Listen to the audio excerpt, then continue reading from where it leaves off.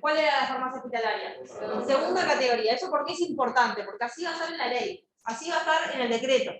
¿Ah? Entonces, si ustedes alguna vez, por alguna casualidad de la vida, quieren consultar alguna normativa, la van a tener que buscar como farmacia de segunda categoría. ¿Sí? La farmacia de primera categoría, ¿cuál era? La comunitaria. ¿Ah? ¿Cuál es la principal diferencia entre una farmacia hospitalaria y una farmacia comunitaria? Una de las cosas principales diferencias era que la farmacia hospitalaria no tiene fines de lucro, o sea, no es un establecimiento comercial, como sí lo es la farmacia comunitaria. La farmacia comunitaria es un establecimiento comercial, la farmacia hospitalaria no. ¿Cuál es la otra gran diferencia entre farmacia hospitalaria y farmacia comunitaria?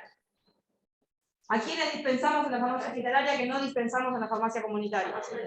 A paciente internado. Esa es la segunda gran diferencia entre farmacia comunitaria y farmacia hospitalaria. La farmacia hospitalaria, ¿sí?, es todos los locales, instalaciones, stock y ámbito donde se realiza la dispensación de medicamentos y productos afines destinados al uso de pacientes ambulatorios, al igual que en la farmacia comunitaria, pero también pacientes internados, ¿sí?, de las instituciones públicas o privadas, velando por el empleo racional y adecuado de los públicos. ¿Ah? Entonces, dos grandes diferencias entre farmacia hospitalaria y farmacia comunitaria. La farmacia hospitalaria no es un establecimiento comercial, no tiene fines de lucro. ¿Ah? Y que además dispensa medicamentos no solo a pacientes ambulatorios, sino también a pacientes internados. ¿Se acuerdan a través de qué sistema se dispensa? 1 y 2, muy rápido. Bien, dosis unitaria. ¿Sí? Para paciente internado, en la mayoría de los hospitales está ya establecido una sección de dosis unitaria, en la que se prepara la medicación de forma individualizada para cada paciente que se encuentra internado. ¿Sí? Van a tener una clase la última semana que es de distribución, sistemas de distribución de medicamentos. Van a ver el sistema de distribución tradicional y van a ver el sistema de distribución de dosis unitarias. Les recomiendo que vengan porque es muy interesante y es muy probable que ustedes estén trabajando en esa sección. ¿Ah? Bien, esto es un poco lo que ya habíamos hablado. La auxiliar de farmacia. Vamos a definir un poco cuál es la función o el rol del auxiliar de farmacia. La auxiliar de farmacia va a ser el colaborador del químico farmacéutico en la farmacia hospitalaria. ¿Qué es el químico farmacéutico en la farmacia hospitalaria? El director técnico. ¿Qué profesional puede ejercer la dirección técnica de una farmacia hospitalaria? Solamente el químico farmacéutico. ¿Un médico puede ejercer la dirección técnica? No. ¿Un veterinario puede ejercer la dirección? No. ¿Un odontólogo puede? No. ¿Ah? El único profesional habilitado para ejercer la dirección técnica de una farmacia hospitalaria es el químico farmacéutico. Ustedes, como auxiliares de farmacia, como futuros auxiliares de farmacia, van a ser los colaboradores directos, ¿sí?, de ese director técnico químico farmacéutico.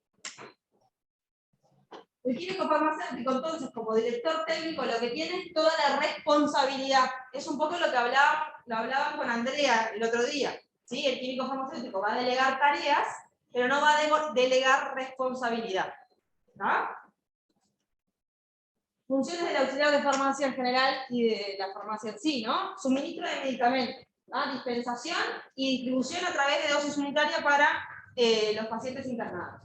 ¿Qué implica suministro de medicamentos? ¿Qué implica dispensación? Implica la entrega, ¿sí?, del medicamento correcto al paciente correcto en la cantidad correcta. ¿Qué es lo que les da la oportunidad a ustedes cuando están dispensando? De detectar errores, ¿sí?, y de dar recomendaciones de uso, que no es menor. La detección de errores cuando se está dispensando, ¿sí?, y las recomendaciones de uso, como por ejemplo, este va en ayunas, este con comida, este no lo tomes junto con este, ¿sí?, este tomalo de mañana, este va de noche. Todo eso es bastante importante a la hora de dispensar un medicamento. Es una función clave para un auxiliar de farmacia, ¿sí?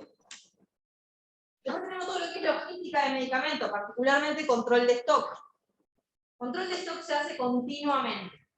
El registro de altas y bajas de medicamentos se hace todos los días, todo el tiempo. Y ustedes son, o van a ser, responsables bastante de eso. ¿Sí? Van a ser los que estén ahí dando de baja y de alta todos los medicamentos que se compran o se dispensan en la farmacia. Cuando hablamos de control de stock, ¿cuáles son los fármacos que son especialmente, o los medicamentos que son especialmente importantes? Perfecto. Psicofármacos, estupefacientes, ¿cómo se llaman esos medicamentos? ¿Cómo? Controlados. Los medicamentos controlados, que son los psicofármacos estupefacientes, llevan un control de stock particular. Eso no quiere decir que no haya que hacer control de stock de todos los medicamentos que están en la farmacia. Y todos llevan control de stock. Todos se registra el alta y el baja. Pero los medicamentos controlados llevan un control especial. ¿Ah? Que es lo que veían con Andrea, el tema de las recetas, el tema de guardar las recetas, algunos que llevan duplicado de receta, el tema de registrar todo lo que es libro recetario, ¿sí? Eso obviamente no es algo que van a hacer ustedes, es algo que va a hacer el químico farmacéutico, pero que sepan que todo lo que son medicamentos controlados lleva un control especial. Además de estar como guardados o almacenados en la farmacia, bajo llave. ¿Ah? Conservación de los medicamentos. ¿Qué quiere decir conservación de los medicamentos? ¿Cómo? ¿Dónde y cómo van a estar almacenados? ¿Ah? ¿Cómo van a estar almacenados? ¿De qué depende? ¿Qué es lo que tengo que cuidar? Por ejemplo, temperatura son las primeras cosas que necesito, como decía la compañera. Si necesitan o no refrigeración. ¿Ah? La luz. Algunos medicamentos necesitan estar protegidos de la luz. Es otra cosa que hay que tener en cuenta. ¿Ah? ¿Qué otra cosa puede ser? ¿Cómo? Bioseguridad. Puede llegar a ser que alguno particularmente tenga algún peligro, como pueden ser los citostáticos, y estén almacenados de una manera diferente al resto. Podría llegar a ser. Pero vimos temperatura, vimos protección de la luz. Otra cosa que puede ser. Otra condición atmosférica que se puede cuidar. La humedad. ¿Ah? La humedad es otra cosa a controlar. ¿Sí? ¿Dónde se guardan generalmente en la casa los medicamentos? En el baño. Me parece que el baño es un lugar adecuado para guardar el medicamento porque temperatura y humedad. ¿Ah? Entonces eso hay que tenerlo en cuenta. En la farmacia eso no puede pasar. Si tienen algún familiar que lo guarda en el baño, recomiéndenlo que lo saque de ahí. ¿Está? Pero eso es algo que en farmacia obviamente no puede pasar. Estas condiciones están controladas. ¿Sí? Se miden, se registra la temperatura. ¿Ah? Porque por más que no lleve refrigeración, por más que no tenga que estar en heladera, igualmente tampoco puede estar a temperatura ambiente a 50 grados. ¿Sí? Tiene que estar a temperatura ambiente quizás entre 25 o 30 máximo. ¿Ah? Y las condiciones de humedad también se controlan. Sí. Sí. Bueno, eso no es lo recomendado. ¿Por qué? O sea, todo esto de la conservación y todo esto que hablábamos del tema de los pastilleros, etc. ¿Por qué es que está cuidado? ¿Por qué eso para el pastillero, ahora hablamos de eso. Pero ¿por qué estamos hablando de conservación? ¿Por qué tienen que ir refrigerados? ¿Por qué? ¿Por qué? Por ejemplo, ¿y qué es lo que les pasa cuando reaccionan con el aire? Pierden estabilidad. Hay que tener en cuenta la estabilidad del medicamento. Es lo mismo que con un alimento cualquiera. Si yo un alimento que va a la heladera, lo guardo en la temperatura ambiente, ¿qué le puede pasar? Se pudre. ¿Está? Entonces, no es el único tipo de alteración que puede sufrir un medicamento, aunque sí la puede sufrir, el tema microbiológico es un tema, ¿sí? Hay otro tipo de alteraciones que puede sufrir un medicamento que pueden ser físicas o químicas. Por ejemplo, puede cambiar de color. Por ejemplo, puede precipitar una solución. ¿Ah? Por ejemplo, puede perder potencia el principio activo que está contenido en ese medicamento. Hay un montón de alteraciones que puede sufrir ese medicamento por estar mal conservado. Van a tener una clase especial de estabilidad de medicamentos en el módulo 2. Van a ver todo lo que sea estabilidad del medicamento, qué es lo que puede cambiar en ese medicamento, cuáles son las condiciones, cómo se ensaya la estabilidad previa a salida del mercado. Pero es un concepto general que hoy tienen que tener, pero que van a ahondar, como les decía, en otros módulos. Una pregunta.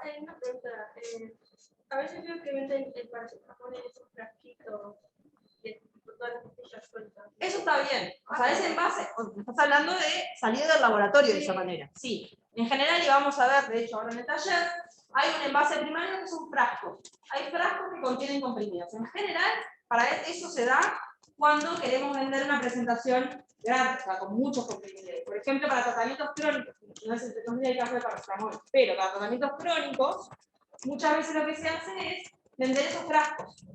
¿Por qué? Porque voy a necesitar quizás en el mes, no sé, 60 comprimidos. Y los blisters capaz que son por 20, por 10. ¿Sí? Para tener medicación para un tiempo largo, muchas veces los tratamientos que son crónicos, o sea, los medicamentos que se utilizan para tratamientos crónicos, tienen ese tipo de envase primario. Pero si el laboratorio salió así, quiere decir que se probó la estabilidad en ese frasco. Y por lo tanto es estable en las condiciones de conservación que están en la caja o en el prospecto. Por el tiempo que diga la fecha de vencimiento. ¿Sí? O sea, por su vida útil. ¿Ah? Pero eso es correcto. Lo que no es correcto es usar pastilleros. ¿Por qué? Porque uno lo está sacando de su envase primario. ¿Ah?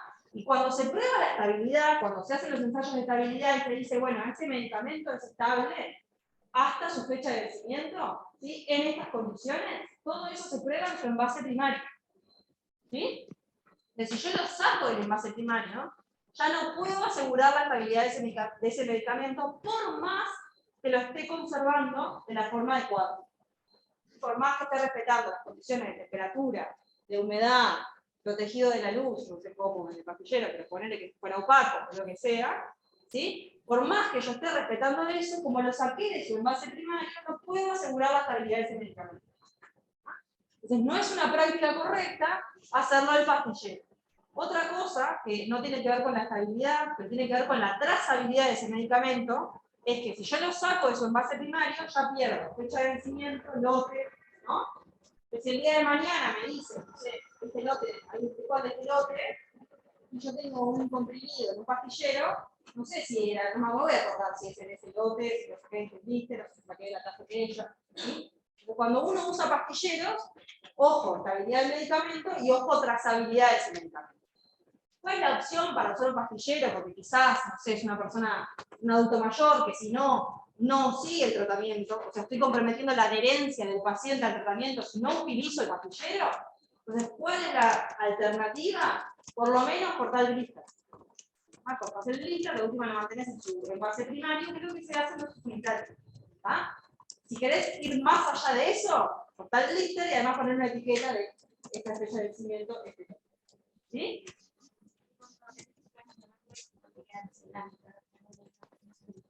En realidad lo mismo, ¿no? O sea, mejor no fraccionarlo hasta el momento del uso. También estás comprometiendo la estabilidad del medicamento. Y la parte que te queda y la otra mitad, la conservación como ahora. Y depende, porque depende de la posología, capaz que es medio cada 8 horas, y bueno, capaz que en 8 horas no pasa nada, no sé, hay que ver, depende de la posología, depende de cuál sea el medicamento, depende de la estabilidad, hay fármacos, o hay principios activos que son más lábiles que otros. No es lo mismo que los alimentos, ¿no? No es lo mismo si dejas harina a temperatura ambiente que si dejas, no sé, leche. Lo mismo pasa con los principios activos, de algunos que son más lábiles que otros. Todo eso va a depender del principio activo del que estemos hablando, de la posología, etc.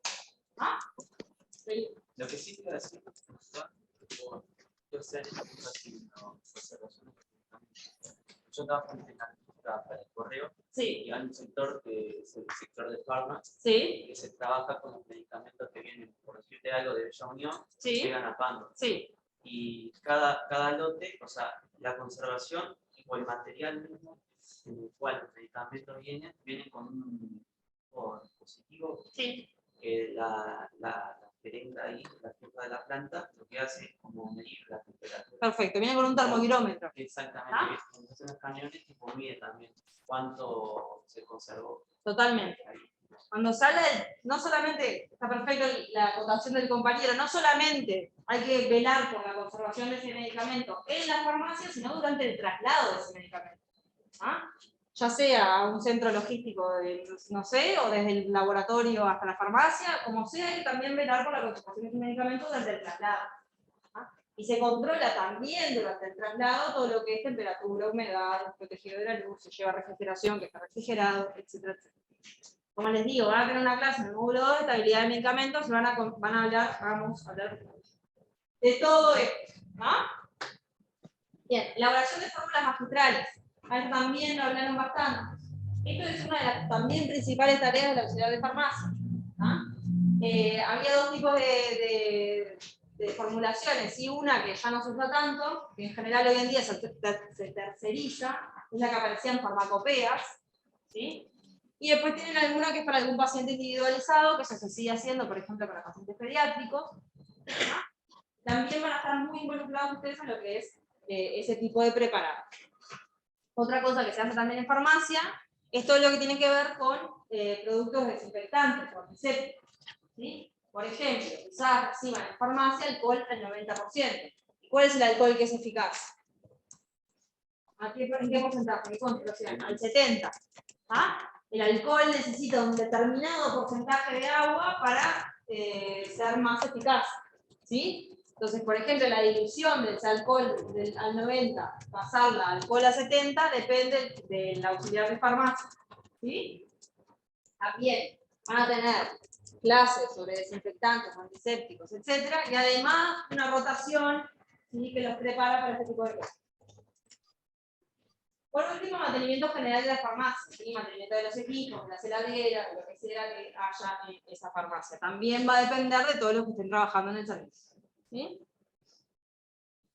A ver si se acuerdan. Infracciones graves de la farmacia, ¿cuáles serían? Hay tres infracciones graves de farmacia. Una, sí que, me falta una parte. Graves. ¿Ah? Si hay lesiones graves o muerte, consecuencia de esa interpretación errónea, es una infracción grave. Ah, esa es una de las infracciones graves. ¿Qué más? Sí, pero no está contemplada. Dispensar medicamentos vencidos. Esa es la segunda infracción grave de farmacia. Dispensar medicamentos vencidos. Y falta una. Tener un medicamento que no está registrado en el Ministerio de Salud Pública. Importante esto que estamos hablando. Las tres infracciones graves de farmacia. ¿Sí? Tener un medicamento que no está registrado en el Ministerio de Salud Pública. Dispensar un medicamento que esté vencido. Y dispensar de forma errónea un medicamento y que como consecuencia eso tenga lesiones graves en el paciente o muerte. ¿Ah? Son las tres infracciones graves de farmacia. Bien. Medicamento. ¿Qué es el medicamento? Puede tener mezcla. No, perdón. No voy a empezar con la definición. Mari, creo que no entendieron la primera infracción. Repito para el Zoom de la primera infracción. La primera infracción es tener en farmacia medicamentos que no están registrados en el Ministerio de Salud Pública. El Ministerio de Salud Pública, ¿sí?, tiene publicado un listado de todos los medicamentos que están registrados ahí y solo esos pueden estar en farmacia. Si no se registró en el Ministerio de Salud Pública, no lo puedo tener en ninguna farmacia. De hecho, no se podría comercializar, por eso no podría estar. Perdón, les iba a decir definición, pero en realidad antes de la definición, un general. ¿Tá? El medicamento es un insumo que está vinculado a la salud, es uno de los gastos más importantes dentro de un centro de salud. ¿Se acuerdan que les decía una de las docentes invitadas, Laura, exacto? Les decía que después de los sueldos, el gasto más importante en un centro de salud era la parte de la farmacia. ¿No? Ahora sí, la definición. ¿No? Como decía el compañero, es una sustancia o mezcla de sustancias. ¿Por qué mezcla de sustancias? ¿Qué puede tener? Más de un fármaco, ya me dijeron. ¿Qué más? Más de un fármaco, más de un principio activo, es lo mismo. Fármaco y principio activo son sinónimos. Excipiente, ¿está? O sea, va a tener, además de principio activo, va a tener excipiente. O sea, que puede ser una mezcla de sustancias. ¿Sí? Usadas para, y esto es importante, ¿tá? Miren que están negritas las partes importantes de la definición del medicamento. Entonces, para el tratamiento, que en general se refiere como a la cura, ¿no? Para la mitigación, o sea, un tratamiento como más paliativo, ¿sí? Para la prevención o incluso para el diagnóstico. ¿Qué ejemplo se les ocurre de diagnóstico? ¿Qué fármacos medicamentos se utiliza para diagnóstico? Por ejemplo, todo lo que son radiofármacos se utilizan mucho para diagnóstico.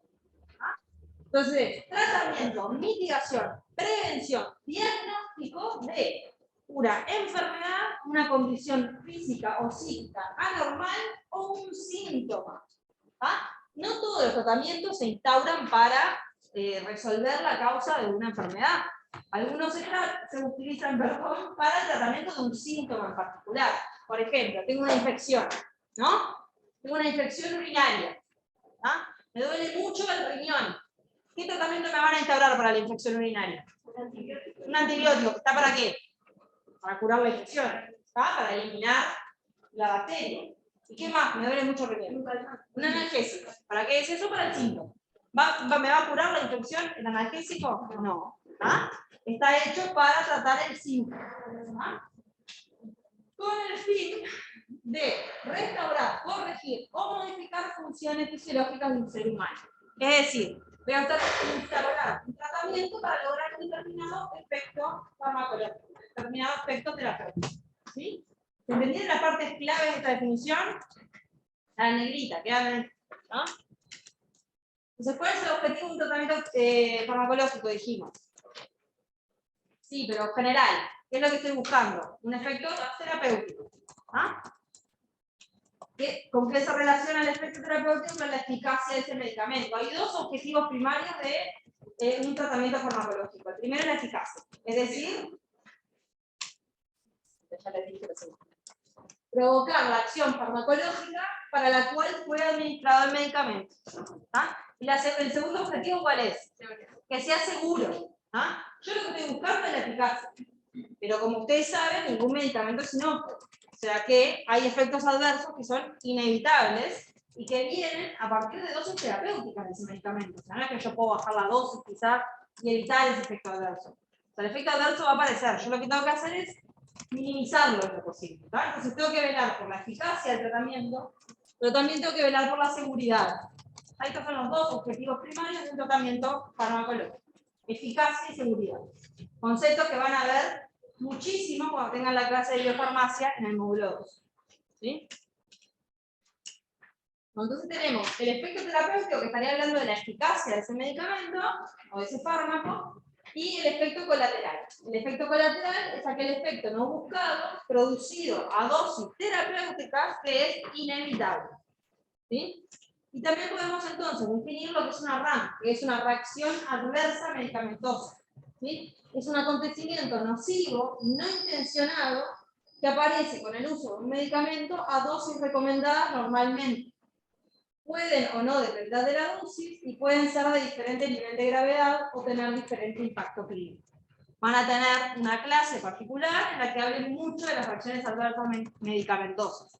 Y cuando tengan los módulos de farmacología, ¿sí? No solo van a ver la indicación de los distintos fármacos que van a estar estudiando, sino que van a también ver todo lo que son los efectos colaterales de esos fármacos. ¿Sí? Recomendaciones de uso. Cuando uno utiliza un fármaco, sabe que está indicado para tal cosa, sabe que puede tener determinado efecto adverso. Pero hay otras cosas que aparecen, por ejemplo, en el prospecto, que son recomendaciones de uso, ¿sí?, de ese fármaco. La primera son contraindicaciones. ¿Qué es una contraindicación? ¿Saben?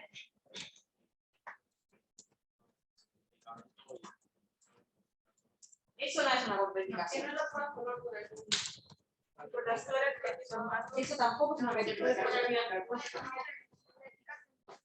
¿Qué cosa? Perdón. Cuando el paciente tiene una enfermedad que está contraindicada. Algo así. Cuando el paciente tiene una condición y que no le permite tomar ese medicamento. ¿Por qué? Porque podría tener algún efecto dañino. ¿Sí? Un ejemplo ahora que se les ocurra de eso. Por ejemplo, insuficiencia renal, por ejemplo, ¿ah? Este medicamento o este fármaco está contraindicado en embarazadas. Este fármaco está contraindicado en personas que tengan insuficiencia renal. Una contraindicación es una situación específica o condición en la cual no se debe utilizar el medicamento, ya que puede ser perjudicial para la persona. Ojo con confundir estos conceptos, porque se confunden mucho el tema de interacción, contraindicación, etcétera, lo vamos a ver. A contraindicaciones, esto que tenemos acá. Ejemplos de contraindicación: tal medicamento en embarazadas, tal medicamento en una persona con insuficiencia renal, tal medicamento en una persona diabética. ¿No? Es una incompatibilidad, este concepto es un poco más complicado. ¿Ah? Incompatibilidad es cualquier reacción indeseada que ocurre en mezclas de fármacos o entre un fármaco y una solución fuera del organismo. O sea, antes de haberlo administrado. Por ejemplo, tengo una solución para administrarse de forma intravenosa. ¿Ah? ¿Qué es lo primero que hago cuando tengo esa solución en la mano? ¿Qué es lo que tengo que hacer? Mira, ¿ah? Hacer una inspección visual. Porque la inspección visual es el primer control que se hace cuando tengo una solución. ¿Sí? Si yo hago un control visual y veo que está turbia, ¿la voy a administrar igual? Si veo que tiene un precipitado, ¿lo voy a administrar igual? No, porque algo pasó ahí, una reacción. Eso es una incompatibilidad. Las incompatibilidades pueden ser de distintos tipos. Puede ser una coloración, puede ser una cristalización, que es lo que hablábamos de un precipitado, puede ser un desprendimiento de gases. También van a haber incompatibilidades en el módulo 2. Y lo último es el concepto de interacción, que es un poco con el que te confundiste vos cuando hablábamos de contraindicación. Una interacción es una modificación de la respuesta farmacocinética o farmacodinámica de un fármaco por la acción de otro. Y en realidad acá me falta una parte. No necesariamente es por la acción de otro fármaco. Puede ser por la acción de un alimento, ¿sí? O de otra sustancia de otro tipo. Una interacción entonces es cuando hay dos sustancias, que puede ser fármaco-alimento, fármaco-fármaco, fármaco-otra sustancia. Sí, es una interacción, que es lo que hacen ahí, son opuestos. Pero otro sería un hipnótico con alcohol. Por ejemplo, vos deprimen el sistema nervioso central. Y otros fármacos que entre sí también tienen algún tipo de interacción. Y como decía el compañero, puede ser una sinergia, o sea, ambos ir para el mismo lado, ¿sí? O pueden ser opuestos. Por lo tanto, contrarrestarse, u otro tipo de cosas. Todo lo que hablamos ahora son interacciones farmacodinámicas, es decir, que el efecto o es el mismo, o es opuesto, o lo que sea. Hay interacciones farmacocinéticas. ¿Qué quiere decir eso? Que bueno, si lo mezclo no permite que se absorba bien, disminuye lo que se llama biodisponibilidad, o hago que se disuelva más lento, o por ejemplo, la eliminación de alguna manera cambia porque se coadministraron. Y eso sería una interacción a nivel farmacocinético. De nuevo, quédense con el concepto general, lo que significa una interacción, ¿sí? Porque van a tener una clase particular de interacciones. ¿Qué es el fármaco? Ya lo hemos hablado bastante y lo hemos utilizado ya este concepto, asumiendo que ya lo saben. El fármaco es el principio activo. El fármaco es entonces la molécula activa responsable del efecto. Tiene una estructura química definida. Se une a un receptor, pero su efecto va a estar dado porque esa molécula activa se une a un determinado receptor y eso desencadena determinados mecanismos que derivan en el efecto fisiológico que tiene ese fármaco y por lo tanto en la respuesta clínica del paciente. Le puede ser favorable o no. Entonces, fármaco y principio activo son sinónimos. Ojo con usar la palabra fármaco como medicamento, ya que no son lo mismo. El medicamento incluye todo, que es algo que no dijimos. El medicamento es ese principio activo, los excipientes, la forma farmacéutica en la que viene, el envase primario en el que viene y el envase secundario en el que viene. Todo es el medicamento. El medicamento incluye hasta los envases. El fármaco particularmente la molécula activa. ¿Sí? ¿Qué es la dosis? La unidad más o menos. La cantidad de fármaco está incluida en un determinado medicamento. Es una cantidad, la dosis es una cantidad de principio activo o fármaco, que es lo mismo, que hay en un medicamento. ¿Qué es la posología? Cuando hablamos de posología no estamos hablando solo de una dosis. Yo te digo, la posología de este medicamento son 600 miligramos. ¿Qué me está faltando ahí? ¿A cuánto, por ejemplo, y por cuánto tiempo? ¿Sí? Una posología es eso, es un plan de administración. Incluye una dosis, pero también incluye un tiempo, un cada cuánto. ¿Sí? Tomate este antibiótico. Yo te imagínate que el médico tuviese una instrucción y te dijera, tienes que tomar este antibiótico 600 miligramos. Falta un montón de información. Tienes que tomar 600 miligramos cada 12 horas por 10 días. Eso es una posología. ¿Sí? Perdón.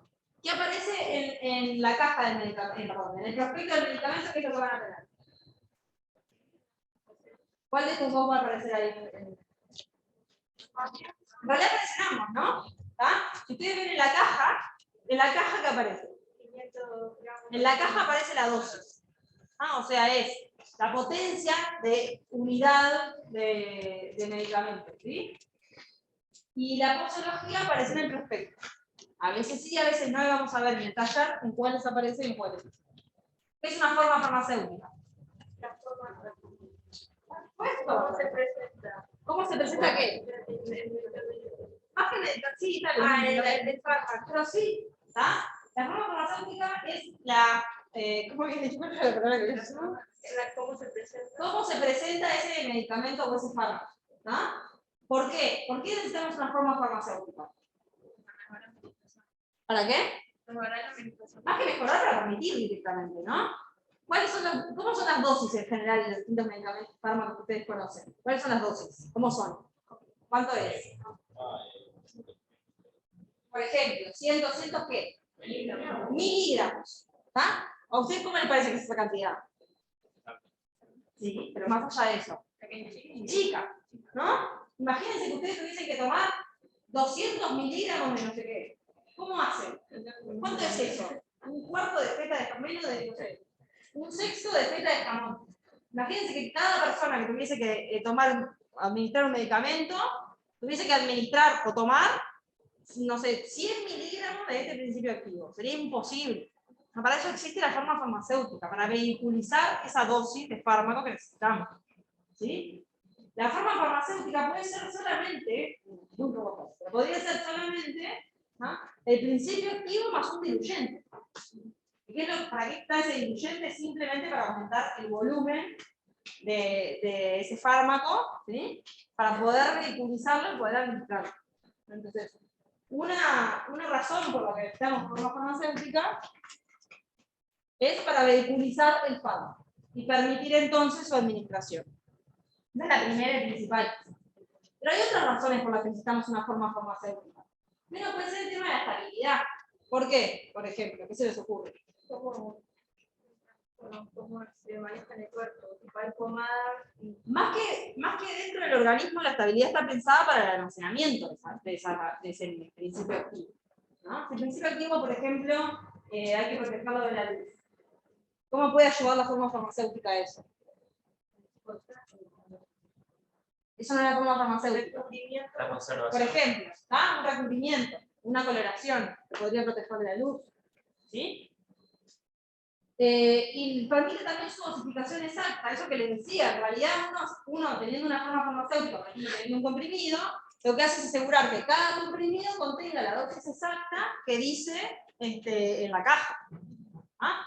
Entonces, si yo tuviese que medir un polvito de 100 miligramos cada vez que lo tengo que administrar, sería muy difícil hacer una dosificación exacta, estándar. ¿Ah? Y también permite la dosificación exacta.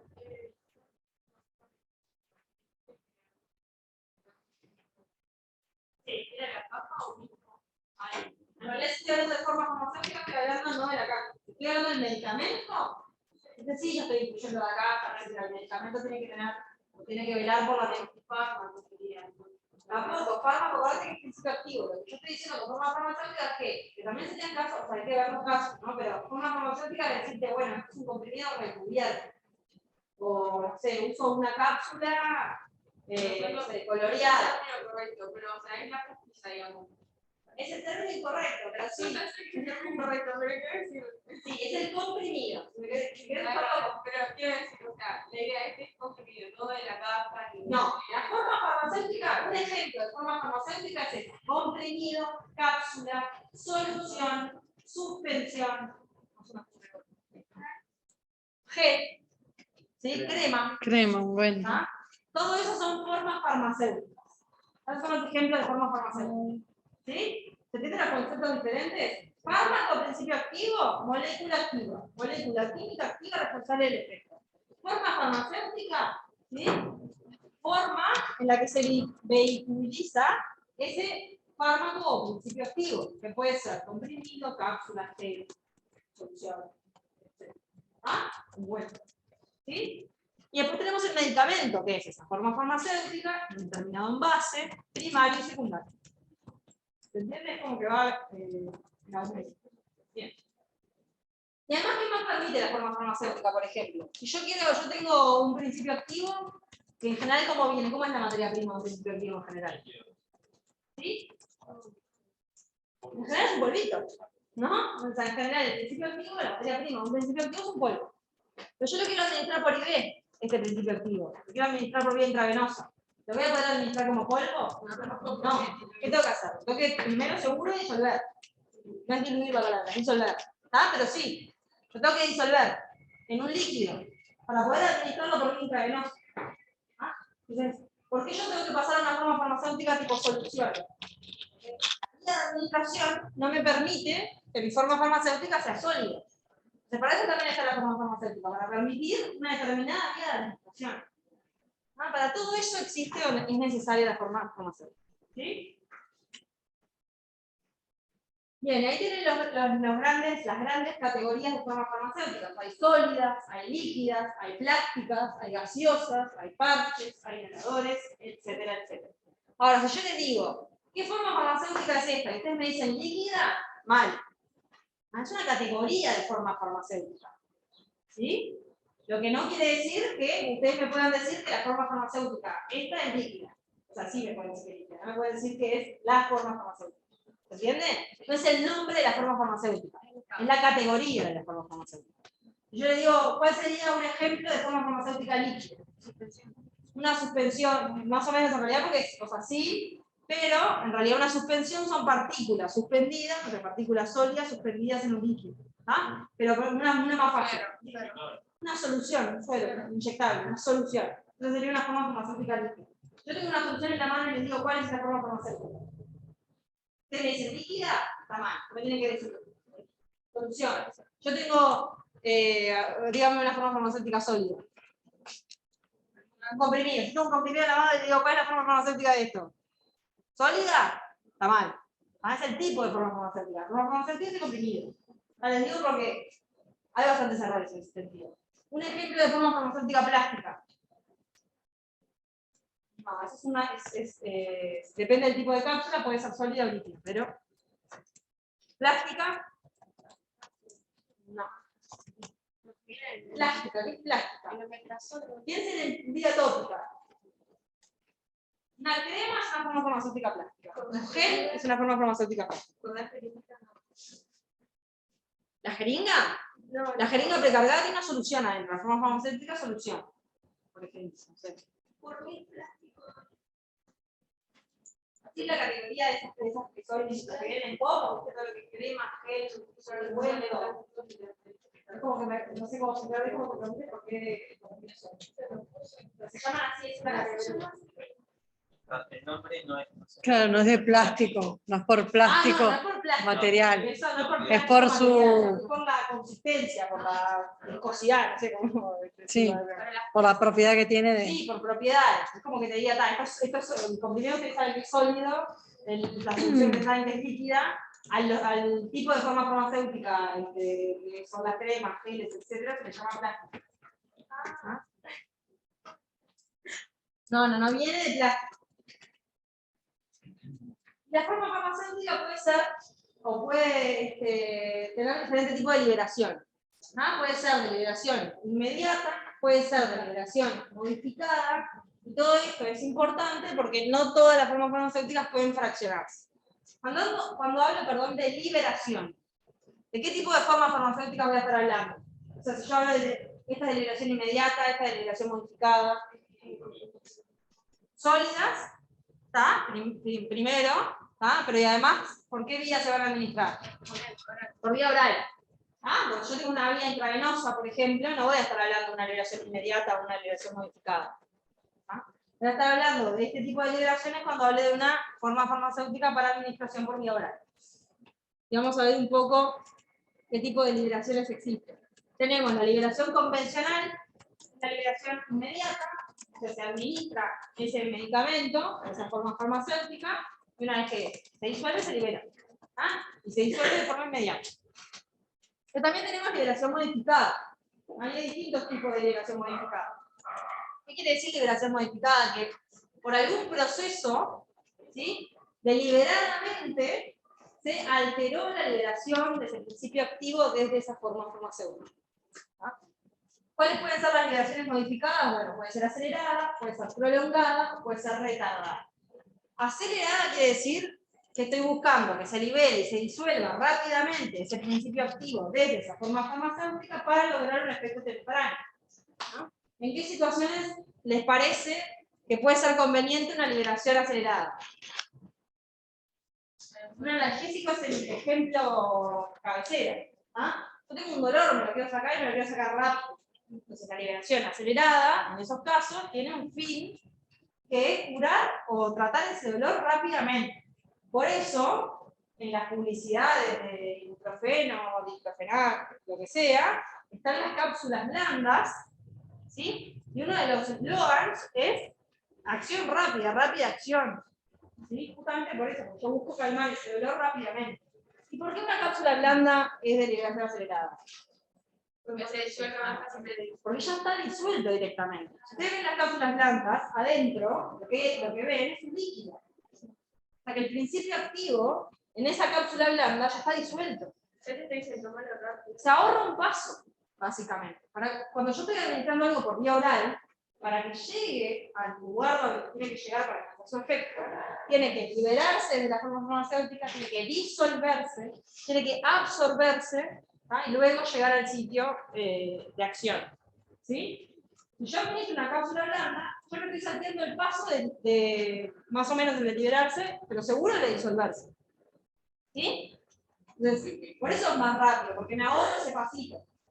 Y en algunos casos tiene sentido, como por ejemplo de los analgésicos, y en otros quizás no tenga sentido hacer una forma farmacéutica de liberación acelerada. ¿Ah? Prolongada, ¿qué quiere decir prolongada? Que dura un determinado tiempo la liberación de ese fármaco desde esa forma farmacéutica. ¿Y cuál puede ser el objetivo de que dure un determinado tiempo? Ya está ahí, que no lo lean.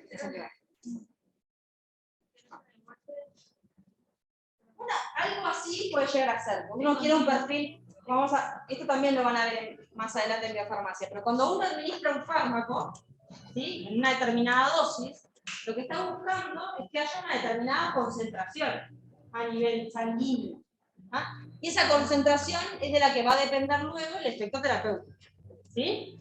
Entonces puede ser que yo ese perfil de concentraciones quiera que sea un poco más plano, un poco más como achatado, un poco menos oscilante. A eso podría ser un ejemplo. Lo van a ver mucho mejor cuando tengan biofarmacia, no se preocupen. Pero podría ser una opción. Pero sin ahondar en esto, ¿cuál podría ser otro ejemplo de tener una forma farmacéutica de liberación prolongada? Primero para sostener el efecto, eso podría ser. Va a sostener el efecto. ¿Sí? Sostener el efecto por un determinado tiempo. Yo no solamente quiero, por ejemplo, imagínate un analgésico, ¿no? Yo no solamente quiero quizás curar el dolor rápidamente, sino que además quiero que ese dolor no me aparezca por lo menos 12 horas. ¿Cuáles son mis opciones para que no me aparezca por 12 horas? Repetir las tomas. ¿Ah? Y la otra es tener una liberación prolongada. ¿Sí? La liberación prolongada lo que permite es eso, sostener el efecto en el tiempo sin repetir la administración de la dosis. ¿Cuánto más o menos? ¿8 horas? Depende del fármaco, depende del medicamento. ¿Ah? O sea, hay algunos medicamentos que están producidos para que se libere por 4 horas, otros por 8, otros por 12. Máximo que puede llegar a... La verdad no te lo sé decir. No sé, depende de la tecnología que se utilice para la fabricación de ese medicamento. ¿Ah? Entonces, para eso puede haber una liberación prolongada, para sostener el efecto en el tiempo sin tener que repetir la administración. ¿Ah? ¿Por qué te sirve eso? ¿Por qué no quiero repetir la administración infinito? Eso no, porque el efecto adverso va a poder estar igual. Ah, un preventivo podría ser. ¿Un qué? Un preventivo. ¿A qué te referís con un preventivo? ¿Un qué? ¿Los disparos? ¿En liberación prolongada? No, no son de liberación prolongada, eso es diferente. Los de liberación prolongada en general son comprimidos, tenían determinados excipientes, ¿tá? Que hacen que no se libere de una el principio activo desde ese comprimido, sino que se vaya liberando de a poquito. Porque, por ejemplo, no se tienen muchas capas, que no se disuelven todas al mismo pH. Es como hay distintas tecnologías que pueden hacer que ese fármaco, desde esa forma farmacéutica, se libere de forma prolongada. ¿Pero por qué no querría repetir las tomas yo? ¿Por qué no quiero hacer 4 tomas en un minuto?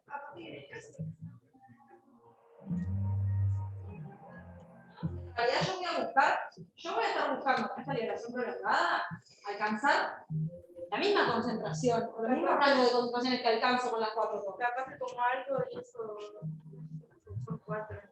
Más o menos. Para ¿Pero por qué a comprarme ustedes les embola? Ya lo dije. ¿Por qué ustedes, imagínense que ustedes, yo le vengo mañana y les digo, mira, tú tenés que tomar 4 veces al día? ¿Vos qué me vas a decir? Primero la adherencia. Primero los olvidos de la toma. Lo tengo que tomar 4 veces por día. Lo tengo que guardar a las 8, más 4 horas, más 4 horas, más 4 horas. No me tengo que acordar ahora, pero. Perdón, está bien. 4 veces al día son 6 horas. ¿Está? O sea, primero que me tengo que acordar todas las veces, ¿no? De tomarlo. Que quizás yo soy joven y me acuerdo. Pero andá diciendo a tu abuela que se acuerde de tomar 4 veces al día este medicamento. Imposible. Y además, ¿por qué más? Yo no me estoy comprometiendo si la quiero tomar 4 veces por día. ¿El qué? También, ponele, pero igual es siempre acá, no se barata. Pero, ¿qué es lo que estoy comprometiendo también? Eso lo habíamos hablado en cuanto a mantener el perfil un poco más Capaz que probablemente. oxidante, pero eso no me quiero hablar ahora. ¿Para Capaz qué? que probablemente tarde yo del efecto de, ¿cómo te puedo decir?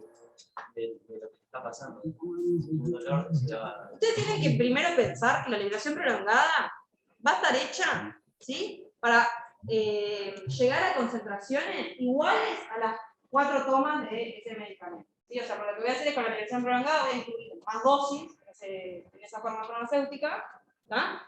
Y para mimicar lo que serían esas 4 tomas, capaz dosis más pequeñas, ¿sí?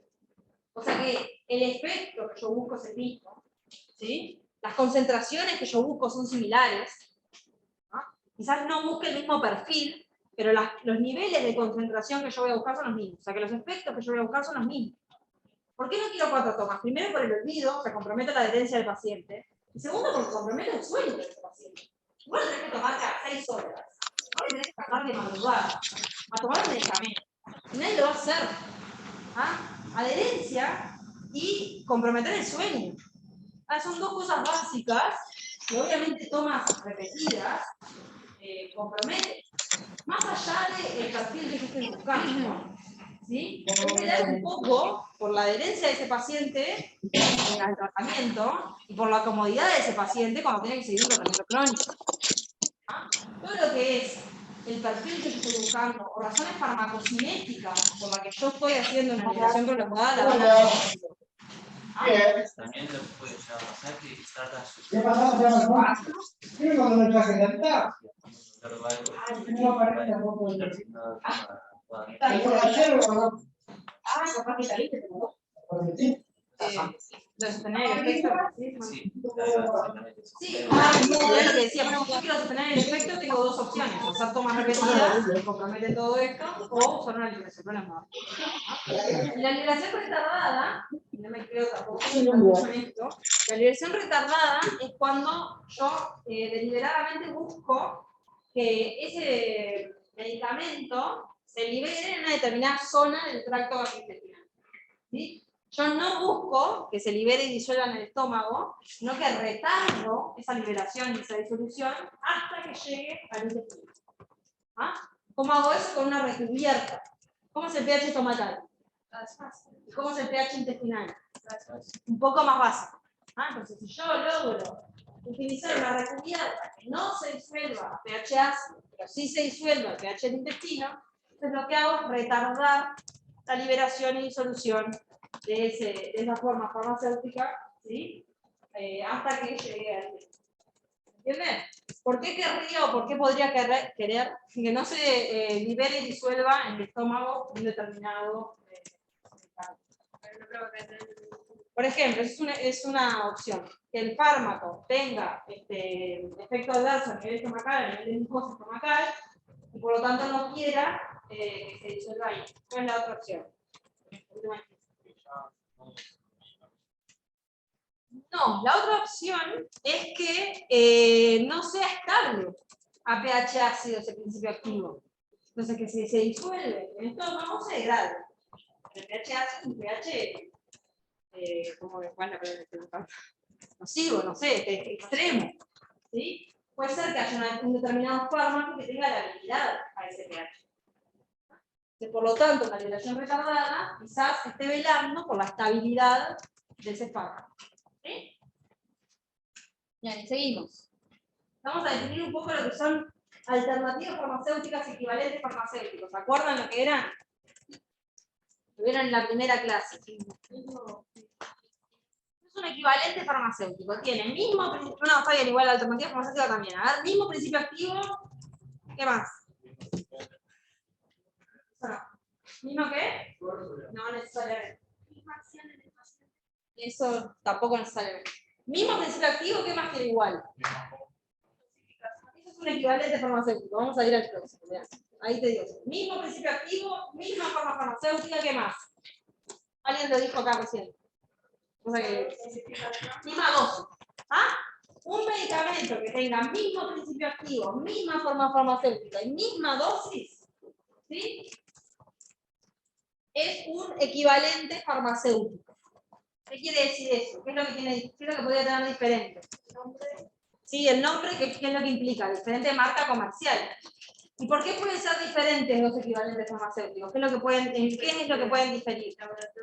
¿Ah? Es un laboratorio diferente. Entonces, ¿en qué puede diferir? La tecnología de la cocina. Primero, la tecnología de fabricación. Segundo, en los excipientes. Por eso dije que no tienen la misma fórmula necesariamente. ¿Ah? Por más que tengan el mismo principio activo, pueden tener diferentes excipientes. O sea que dos equivalentes farmacéuticos tienen misma dosis, mismo principio activo, misma forma farmacéutica, pero pueden tener diferentes procesos de elaboración y pueden tener diferentes excipientes. ¿Eso qué hace? Que no necesariamente tengan la misma performance in vivo. O sea, que no se absorban en la misma velocidad y en la misma cantidad. Y eso puede tener consecuencias en el efecto que produzca. ¿Sí? ¿Se entiende eso? Bien. ¿Qué es una alternativa farmacéutica? Lo mismo, pero puede tener diferentes formas farmacéuticas. ¿Sí? O sea, va a ser misma cantidad, ¿tá? Pero puede ser una forma diferente de dosificación. Por ejemplo, un comprimido versus una cápsula. Imagínense una cápsula y un comprimido de ibuprofeno en la misma dosis. Por ejemplo, son alternativas farmacéuticas. De nuevo lo mismo, ¿sí? Obviamente, al ser diferentes formas farmacéuticas pueden tener una diferente performance in vivo, ¿sí? Entonces, ¿cuál es el problema con esto? O sea, las alternativas, los equivalentes farmacéuticos, está bueno que existan. ¿Por qué? Porque en realidad, primero se desarrolla un medicamento innovador, ¿no? Un laboratorio invierte en investigación, desarrolla un medicamento innovador, hace determinados ensayos de eficacia y seguridad, ¿sí? Y lo saca al mercado. Una vez que lo saca al mercado, tiene una patente sobre ese medicamento, y por lo tanto tiene un determinado periodo de exclusividad de venta. ¿Sí? Por 10 años, ese laboratorio innovador va a ser el único que pueda fabricar ese medicamento, y por lo tanto comercializarlo, ¿sí? Y por lo tanto también define los precios del mercado. ¿Sí? ¿Para qué se hace eso? ¿Por qué existe la patente?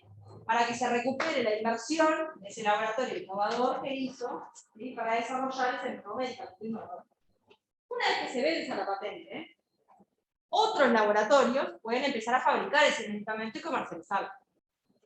Esos son los medicamentos similares. Medicamentos copias. ¿Sí? Otro laboratorio toma la fórmula del medicamento innovador, lo hace en su laboratorio, quizás cambia alguna cosa y lo larga a la venta. ¿Cuál es la ventaja? Que ese laboratorio copió esa medicación, ¿sí? No tuvo que hacer todos los ensayos de eficacia y seguridad, porque la eficacia y seguridad está avalada por todo lo que hizo ya el laboratorio innovador. ¿Sí? Entonces, no necesariamente puede cambiar el excipiente, pero ahora vemos el problema es. ¿Ah? Entonces, el medicamento similar se avala o se respalda en todos los estudios que hizo el laboratorio innovador, el medicamento innovador. Necesita estudios de control de calidad. ¿Ah? Pero no necesita nuevos estudios de eficacia y seguridad. ¿Ah? Entonces tiene menor inversión y por lo tanto los precios son más competentes que los del medicamento innovador. ¿Sí? ¿Cuál es el problema? Esto que decía, que son equivalentes farmacéuticos. O sea, tienen el mismo principio activo, la misma dosis, etcétera. En general, el laboratorio intenta copiar la fórmula. ¿Ah? Pero no necesariamente son los mismos excipientes, no necesariamente son las mismas materias primas de los excipientes, como que el excipiente es el mismo. No necesariamente es el mismo proceso de fabricación. Y todo eso puede hacer, como les decía, que la velocidad y cantidad en la que se absorba sea diferente. Entonces, ¿qué es lo que se le puede exigir a ese medicamento similar? Un estudio de lo que se llama bioequivalencia. ¿Ah? ¿Qué quiere decir eso? Que se compara con el medicamento de referencia y se evalúa si la performance in vivo es la misma. ¿Ah? Cuando se hace eso ya hablamos, cuando se hace eso, se prueba la bioequivalencia, el medicamento similar ya no se llama similar, sino que es un medicamento genérico. ¿Ah? Medicamento genérico es aquel medicamento similar que probó bioequivalencia con el original. ¿Ah? Tiene un aceptable grado de similitud entre la biodisponibilidad conseguida por equivalentes o alternativas farmacéuticas. Eso no necesariamente asegura la equivalencia terapéutica. ¿Ah? Que tengan igual performance in vivo en cuanto a velocidad y cantidad de absorción, no quiere decir que después sean equivalentes de forma terapéutica, o sea, no sean equivalentes terapéuticos, sean intercambiables en la clínica. Porque igual es un aceptable grado de similitud. ¿No? Quizás en una persona sean intercambiables, pero en otra no, porque hay variabilidad entre distintas personas. También van a tener una clase de equivalencia en el módulo 2. Es solamente para que se queden con el concepto general. ¿Cuál es el concepto general? Que hay equivalentes farmacéuticos, que tienen la misma dosis, el mismo principio activo, la misma forma farmacéutica, pero diferente marca comercial. Esas marcas comerciales pueden tener diferentes recipientes y pueden tener diferentes procesos de fabricación, que por lo tanto pueden tener diferentes performance, y que por lo tanto pueden generar un efecto diferente. Porque no es lo mismo dispensar esta marca comercial que esta otra marca comercial, por más que el principio activo, la dosis, la forma farmacéutica sea la misma. En algunos casos eso puede no tener un impacto clínico, en otros casos eso puede tener un impacto clínico importante. Eso es lo que justifica que en las prescripciones, o en las recetas médicas, para algunos principios activos se receten no por principio activo, sino por marca comercial. Por ejemplo, en los epilépticos, los antiepilépticos, sí. ¿Está? O sea, ahí, en esos casos, se permite la prescripción por marca comercial. ¿Sí? ¿Por qué? Porque tiene un estrecho margen terapéutico. ¿Se acuerdan de ese concepto? Más o menos. Ventana terapéutica o margen terapéutico es un rango de concentraciones entre las cuales hay eficacia y seguridad. ¿Sí? Entonces, si ese rango de concentraciones es amplio, yo puedo tener una gran variabilidad en las concentraciones e igual estar dentro de un tratamiento eficaz y seguro. Cuando ese rango es chiquito, es más difícil de meter la concentración en ese rango, ¿sí? Y conseguir tratamientos eficaces y seguros. ¿Se entiende más o menos como concepto general? Entonces, en eso que el margen terapéutico es más estrecho, ¿sí? Es crucial la marca comercial que se va a utilizar. ¿Sí? Como concepto general. Después, como les digo, van a ahondar en esto en el módulo. Bien, y por último, creo que es esta. ¿Qué es una especialidad farmacéutica? ¿Cuál es la diferencia entre una especialidad farmacéutica y un medicamento? ¿Una especialidad farmacéutica es un medicamento? ¿Qué piensa que sí? ¿Quién piensa que no? Tenemos que pensar acá. Es otra cosa, el dispositivo terapéutico es otra cosa. Un medicamento es una especialidad farmacéutica, ¿es un medicamento? No, eso estamos hablando de preparados galénicos o de fórmulas magistrales. Esto que digamos se dispensa con el uso de farmacia. Una especialidad farmacéutica es un medicamento. ¿Cuál es la diferencia entre un medicamento y una especialidad farmacéutica? Simplemente el registro. ¿Ah? Tiene que tener un nombre comercial, tiene que estar registrado. Ahí pasa a ser una especialidad farmacéutica.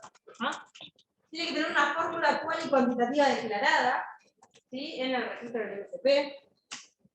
Tiene que ser fabricada industrialmente, ¿no? De forma estandarizada. Tiene que tener propiedades terapéuticas comprobadas. Y tiene que estar comercializado en determinadas unidades de venta. ¿Sí? No. Una especialidad farmacéutica es un medicamento que cumple con todas estas cosas. ¿Ah? Puede haber un medicamento que todavía no está registrado, que todavía no tenga una fórmula cuantitativa registrada en el ministerio, ¿sí? Una plantita. Ustedes ven, en las cajas de los medicamentos, todos tienen un número de registro del MSP. Eso quiere decir que son una especialidad farmacéutica. ¿Ah? Una especialidad farmacéutica es un medicamento que cumple con todas estas especificaciones. Bien, y ahora empezamos con lo que sería la tarea porque se me extendió un poco más de lo que pensaba, así que vamos a hacerlo rapidito, ¿verdad? Vamos a hacer la tarea por grupo, la idea es que se divida, nosotros tenemos 19 bolsitas como para hacer 19 grupos, ¿no son pocos? ¿Ah?